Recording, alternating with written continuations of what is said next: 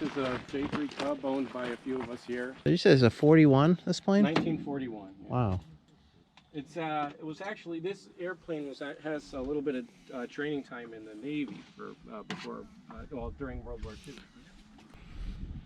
Up there are the rudder pedals. Okay. And the brakes. Those are heel brakes. You come out during one of the shows when we're doing shows. Yeah. It's a lot of fun. All these airplanes you see around here come out.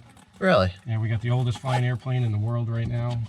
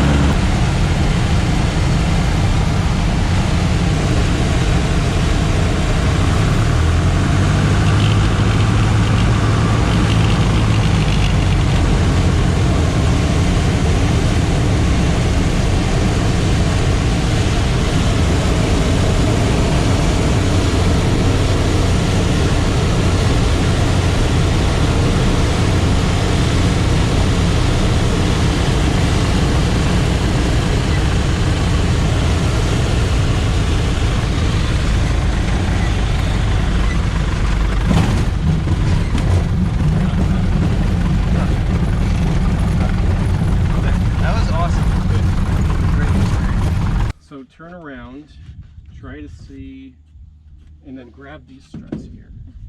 Yeah. And then swing that left leg all the way over. Yes. In. You did better than me. Perfect. All right.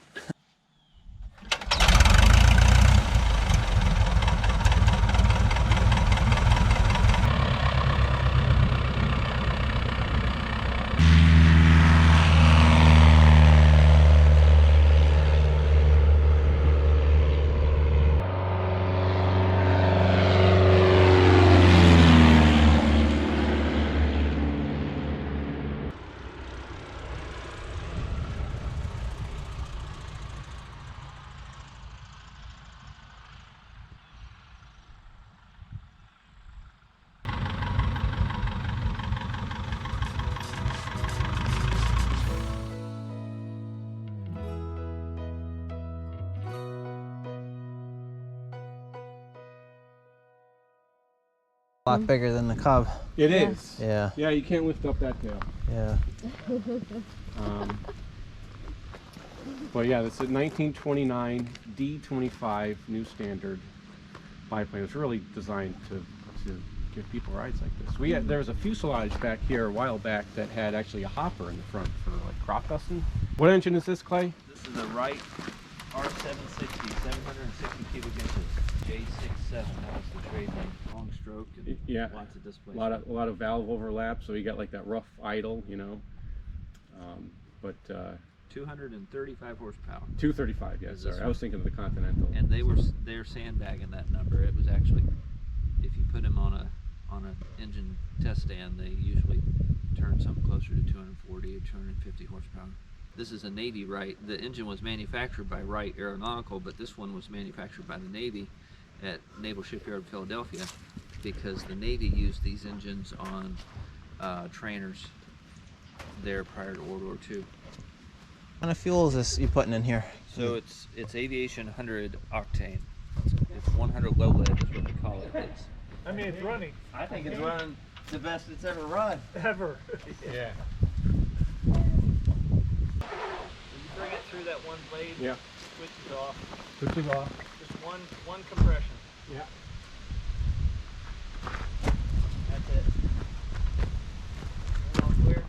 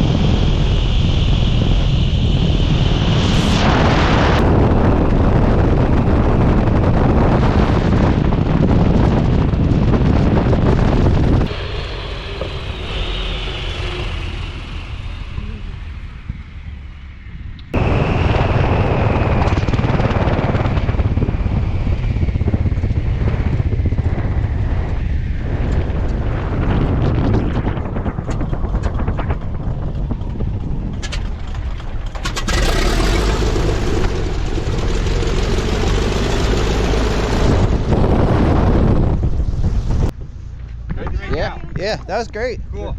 Very cool. Great. Yeah. Our rosy cheeks. Yeah, I know. Good for you. It's a badge of honor. It wasn't as cold as I thought it would be up there, though. That's the one, if people wanted to do rides, that's the one they'd be going in That's the probably. one they'd be going in. Okay. So everyone knows that's available for Yeah. rides.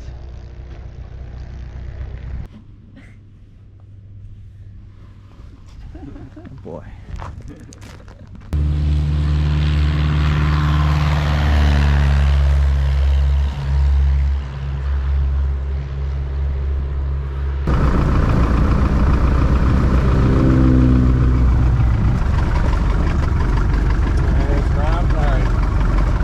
Mags are on, trim is set, fuel is on, temperature's pretty much up to line.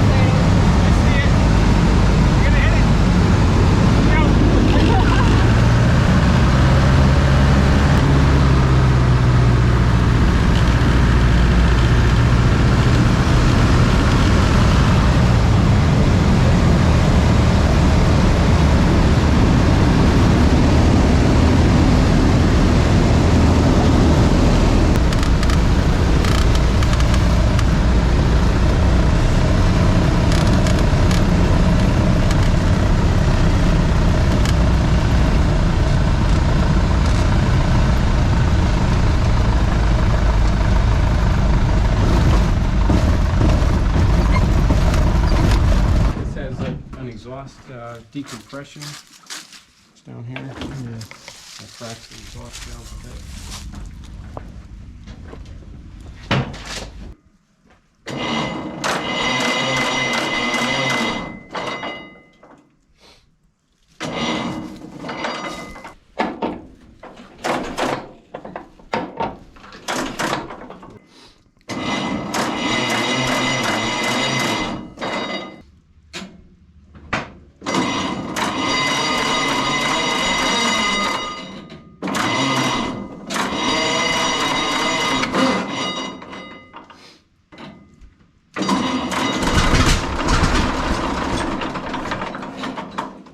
Getting there.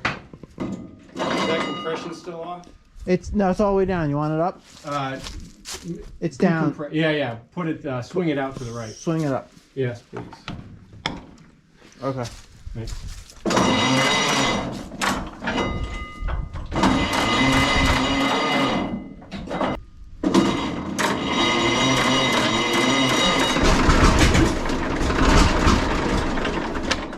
See that? Yeah, it's on fire.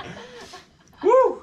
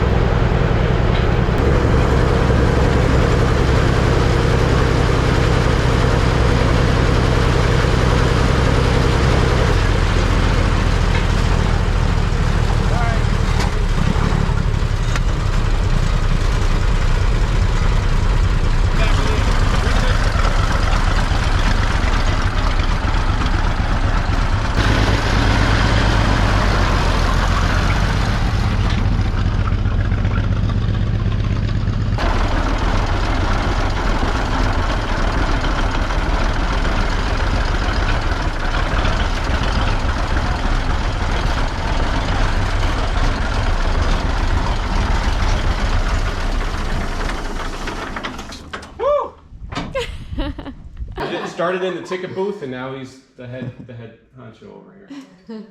So, it's all uncovered here. This is basically it. This is where the pilot said. The Cub looks just like this. Actually, a lot less bracing, but it's steel tube fuselage. You know, welded construction, and turn it around. you know, carefully designed and engineered to be as light and strong as possible. You know, The French, French, built yeah. 220 horse water-cooled V8 from 1918. And this went in French World War I fighter aircraft, the SPADs. Very modern engines for the time period, like super reliable, overhead cam, all enclosed and oiled.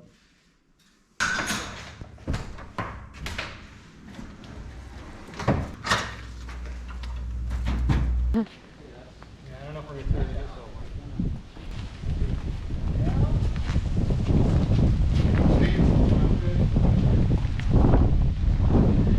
Hi. Want to just run in the courtyard or?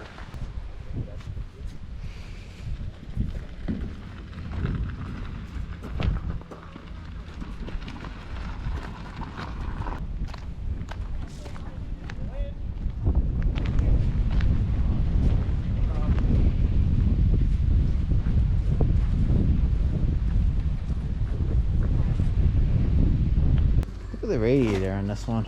Yeah, in the back of the engine, yeah, it's pretty neat. Yeah. And they have a big fan in the back as well to sort of get air up in there. And a few engineers went in a hotel and used a napkin to draw out a design, and I don't know, within 2 or 3 weeks they had a prototype. But this de Havilland DH, something like that, a pretty big airplane. But you know, after the war, they would you know, make small modifications to these engines and put them in those, you know, those mahogany speedboats and stuff. But they just have that on the other way around and fly it like that. This one would originally have a Mercedes inline 6, same engine that's in the D7. Yeah, he keeps all the mice away. Named after Orville, who was the Wright brothers. Nice and clean in this shop, huh? Oh yes, that's fantastic for you. Yeah. It's very organized. Likes to keep the shop clean. He built this Spirit of St. Louis with help from a lot of other people. What was the story time? They had the engine, the Wright engine. Yeah, a Wright J5. Once he had that engine, he said, wow, you know, that's the same engine that Lindbergh used across the Atlantic in the Spirit of St. Louis, and felt that it would be nice to build a reproduction of it. And Cole Palin started to build the airplane back in the 80s, I think. But other projects got in the way, so he put it aside. And they allowed him access to the original Spirit, which was hanging up at the National Air and Space Museum, and he was able to take some measurements and photos and things to make sure they got everything accurate. This first flew in 2015, just a few years ago, and we've been flying here on Saturdays during the air shows, the History of Flight air shows. And they knew they needed tons of fuel, right? This thing carries 450 gallons of fuel, and the best way to do that is to carry that right underneath the center of lift, because as you lose your fuel, your weight changes, right? And if you were to change your weight after the center of lift or forward of the center of lift, it sort of makes the controls, you know, it won't fly as stable and whatnot. So they put the huge fuel tank, the main fuel tank, right in front of the pilot, and put the pilot behind the fuel. So the pilot would sit in that wicker seat right there. Oh, so you can't see in front of him Exactly. at all. However, Okay. if you look at this little opening right here, Uh-huh. and you put this knob out to the side, this is actually a periscope. Oh. Oh, that's fine. And you look in there, and there's a couple of mirrors, and you could see out the side, but, you know, the first time Ken was sitting in here, you looked through it, I think he just put it back in, thinking like, as far as replicas go, this one is like very, very accurate. It's called an Era, Air, that's right. and it was built in 1933. And they had a few different ones. They never built two that were the same. I think they built 4. You know, there's a model of it. Basically a flying wing. That's pretty different than any of the other planes you Yeah, have. Yeah. yeah. And it had really good performance. I think at the, what was the range of speed? It was like, Craftsmanship in progress. You know, strips of wood, steam them. In a tube with the steamer there, you put them in a jig to bend them. There he's got the jig sitting right there in the vise. And you know, I see him with that sander going and fitting these in there nice and gusset some glue. the other sort of reverse engineer it. Just the original drawings haven't been able to locate. No, he's been making steady progress, and he did most of this in the last year and a half or so, I think. First airplane to fly across the English Channel. Whoa. Really? Yeah, with an engine, an Anzani engine just like that, except the cylinders are arranged up in the top. It was a motorcycle engine. Does this one still work? This one flies. This is the oldest flying airplane in the world today. Really? Yeah. Have you ever flown it? I have not. I've taxied it. Yeah. I probably, the next couple of years, I think I'll get the opportunity. But Oh, awesome. yeah, it's really neat.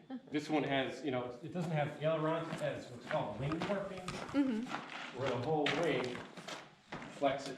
You see that? He'd race this thing. He'd race the cars around there. They'd race those high wheel bikes all over the place. And he was a motorcycle driver, right? Yeah. So when you sit in the seat, you're strapped in with these cushions right here on either side of your ribs, Yeah. and you lean back and forth. Oh. And Wow. that does the ailerons on either side. Whoa.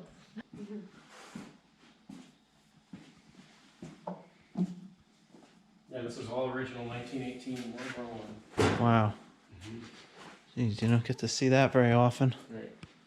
And we just did a full restoration on this. I mean, one of our volunteers here who works on the cars and this, and he had the tracks off, he had the rollers off. He really did a real nice job. Painted the whole thing.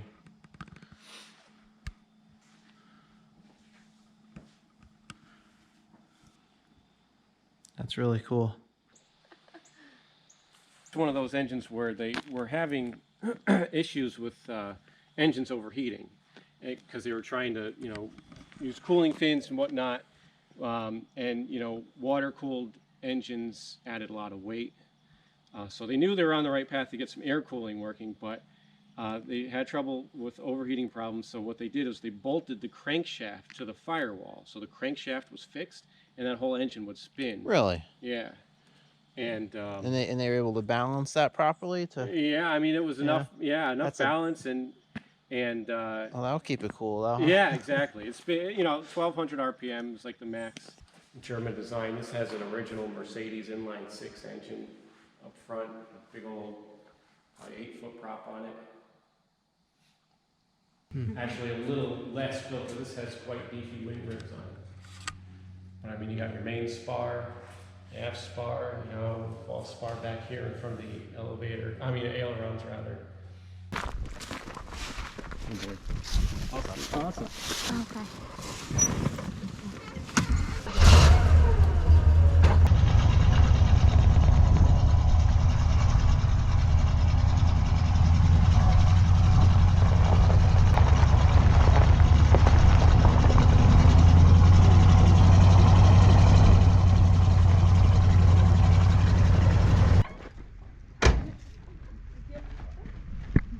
We call this the History of Flight Museum, and it covers everything from the pioneer era up through the golden age of aviation. And then on these other 3 buildings, cover specifically the 3 eras of pioneer, World War I, and golden age. An original from 1908, it's called a Poisson, and it's a French design, but this one was built in the United States. And it was one of the first airplanes to use chrome moly steel tubing in its construction. Aileron. But you could see as you spin it, the crankshaft is offset. See that? Yeah. And the engine spins around it, so you're getting your stroke just from the crank from being Really? offset. Yeah. Wow. Yeah. So obviously you see it's going. There's a compression stroke there, and at the bottom. It's at top dead center down here, and it Yeah. fires, and then Yeah, this is an original Newport. Well, it's a Newport 83. This was owned by a pretty famous pilot. His name was Charles Nungesser. He was a World War I ace. But this was part of the Smithsonian collection for a while. And this was also at Roosevelt Field when Cole Palin acquired the other 6 airplanes. This was one of the 3 that he didn't get, and the Smithsonian got it. This was used for transporting mail back in the 20s and 30s.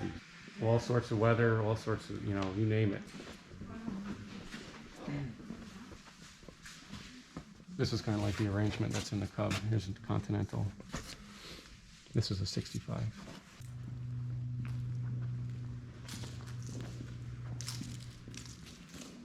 Pusher Cole flew this quite a bit during the shows. Funny story to this is he kept on banging up the prop. Like little bits of engine parts would fall off once in a while and it would, nick the prop. And apparently an old timer came to one of the shows and said, "Gee, I see you got some nicks in your prop there. How come you don't have chicken wire on it?" And sure enough, Cole put that chicken wire on the back there to see if any little bits of the engine fell off, it wouldn't damage the propeller. Huh. Now, the bits of the engine falling off sounds like a big deal when you're flying. Yeah, it. right?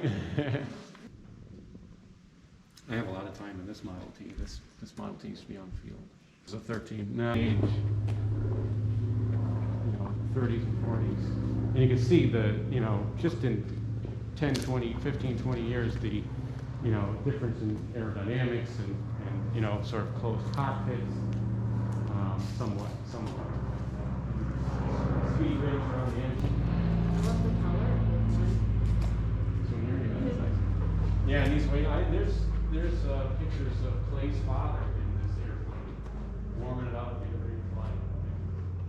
But yes, interesting design on the wings, full back. This airplane here, back in the 30s, late 20s and 30s. This one was found in like the rafters of somebody's shop. They took like the drywall off the ceiling and there was it. The wings of this airplane are actually down on the field. This is World War I, 1915. This is a static display that our good friend Tom Polipink did. And this is how this airplane was shipped to the front lines. They had these special hooks on the fuselage for the wings. And this is a 60 gnome rotary engine coming in on final to land this. And he lost one of the cylinders because this is one of those rotary engines. And it can, you can see the catch on the gallon somewhere up here. It started, so off balance, it shook so bad he couldn't see. But luckily he was on short final and he was able to get it on the ground. Out in the woods and found it. We do 19 weekends, 2 shows a weekend, every Saturday and Sunday. And there's really no other place like that in the world. Keep an eye out on what next year brings, and just keep an eye on the website. It's www.oldrhinebeck.org. Yeah, we'll see what happens next year. Cool. So. Yeah, I'll definitely looking forward to coming back.